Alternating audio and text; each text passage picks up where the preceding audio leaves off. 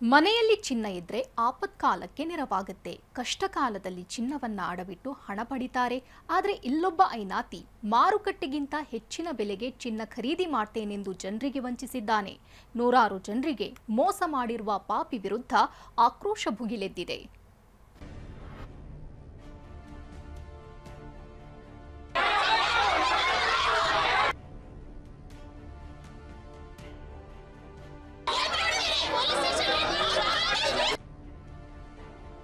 ಮೈಸೂರು ಹಗರಣ ಗೊತ್ತಿಲ್ವಾ ಸರ್ಕಾರಕ್ಕೆ?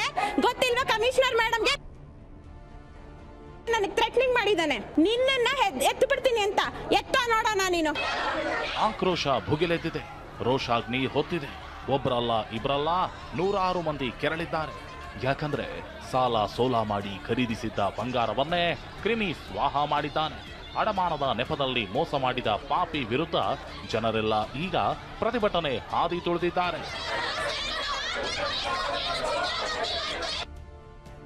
ಚಿನ್ನಕ್ಕೆ ಮಾರುಕಟ್ಟೆಗಿಂತ ಹೆಚ್ಚಿನ ಬೆಲೆ ಕೊಡೋದಾಗಿ ನಾಟಕ. ನೂರಾರು ಜನರಿಗೆ ಮೋಸ ಮಾಡಿರುವ ಮೈಸೂರಿನ ಚಿನ್ನತಂಬಿ. ಇದು ಮೈಸೂರಿನ ಧನಗಣಪತಿ ಗೋಲ್ಡನ್ ಅಂಡ್ ಡೈಮಂಡ್ ಸಂಸ್ಥೆಯ ಮಾಲೀಕ ಸೌಂದರ್ ರಾಜ್ ಅಲಿಯಾಸ್ ಚಿನ್ನತಂಬಿ ವಂಚನೆ ಜಾಲ.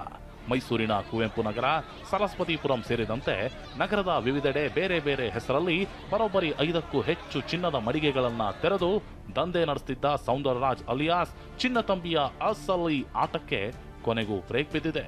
ಮಾರುಕಟ್ಟೆಗಿಂತ ಕಡಿಮೆ ಬಡ್ಡಿಗೆ ಸಾಲ ಕೊಡ್ತೀವಿ, ನಿಮ್ಮ ಚಿನ್ನಕ್ಕೆ ಹೆಚ್ಚಿನ ಬೆಲೆ ಕೊಡ್ತೀವಿ ಅಂತ ನಂಬಿಸಿ ರಾಜ್ಯದ 16 ಜಿಲ್ಲೆಗಳ ನೂರಾರು ಜನರ ಚಿನ್ನವನ್ನ ದೋಚಿರುವ ಕ್ರಿಮಿ ವಿರುದ್ಧ ಜನರು ಬೀದಿಗೆ ಇಳಿದಿದ್ದಾರೆ.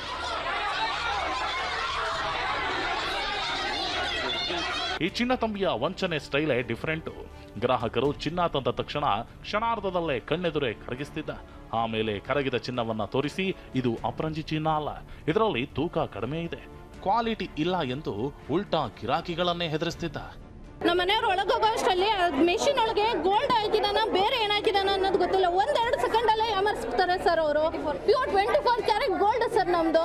ಅದನ್ನ ತಗೊಂಡೋಗಿ ಹಾಕಿದ ಅದು ಆಮೇಲೆ ತೆಗೆದು ಕೊಟ್ರೆ ಸರ್ ಬರೀ ತಗಡು ಪೀಸ್ ಇದ್ದಂಗೆ ಇರುತ್ತೆ ಸರ್. ಗ್ರಾಹಕರು ರೊಚ್ಚಿಗೆದ್ರೆ ಸಾಕು, ಬೌನ್ಸರ್ ಹಾಗೂ ಬಾಡಿ ಗಾರ್ಡ್ಗಳ ಮೂಲಕ ಬೆದರಿಸಿ ಸ್ವಲ್ಪ ಹಣ ಕೊಟ್ಟು ಬಲವಂತವಾಗಿ ಸೆಟಲ್ಮೆಂಟ್ ಮಾಡ್ಕೊಳ್ತಿದ್ದ. 2017ರಿಂದಲೂ ಪ್ರತಿದಿನ ಕನಿಷ್ಠ ಅರ್ಧ ಕೆಜಿಯಷ್ಟು ಚಿನ್ನವನ್ನ ಈತ ಇದೇ ರೀತಿ ಗುಳುಂ ಮಾಡುತ್ತಿದ್ದ ಎಂಬ ಗಂಭೀರ ಆರೋಪ ಕೇಳಿಬಂದಿದೆ. ಪೊಲೀಸ್ ಆಯುಕ್ತರಿಗೆ 10 ವರ್ಷದಿಂದ ಇಲ್ಲಿ ನಡೀತಿದೆಯಲ್ಲ ಮೈಸೂರು ಹಗರಣ ಚಿನ್ನತಂಬಿ ಅಲಿಯಾಸ್ ಸೌಂದರ್ಯ ರಾಜ್ ಬಗ್ಗೆ ಗೊತ್ತಿಲ್ವಾ ಪೊಲೀಸರಿಗೆ? ಗೊತ್ತಿಲ್ವಾ ಸರ್ಕಾರಕ್ಕೆ? ಗೊತ್ತಿಲ್ವಾ ಕಮಿಷನರ್ ಮೇಡಮ್ಗೆ? ಗೊತ್ತಿಲ್ವಾ ಎಸಿಪಿಗೆ? ಗೊತ್ತಿಲ್ವಾ ಡಿಸಿಪಿಗೆ? ನಮ್ಮಿಂದ ಗೊತ್ತಾಗ್ಬೇಕಿತ್ತ ಅವ್ರಿಗೆ? ನಮ್ಮಿಂದ ಗೊತ್ತಾಗ್ಬೇಕಿತ್ತ? ಇಷ್ಟೆಲ್ಲ ದಂಧೆ ನಡೆಯುತ್ತಿದ್ದರೂ ಮೈಸೂರಿನ ಪೊಲೀಸರು ದೂರು ದಾಖಲಿಸಿಕೊಳ್ಳದೆ ಸೈಲೆಂಟ್ ಆಗಿದ್ರು. ಮೋಸ ಹೋದ ಜನರೆಲ್ಲ ಸೇರಿ ಕಮಿಷನರ್ ಕಚೇರಿ ಮುಂದೆ ದಂಗೆ ಎದ್ದಾಗ ಪೊಲೀಸರು ಎಚ್ಚೆತ್ತಿದ್ದಾರೆ.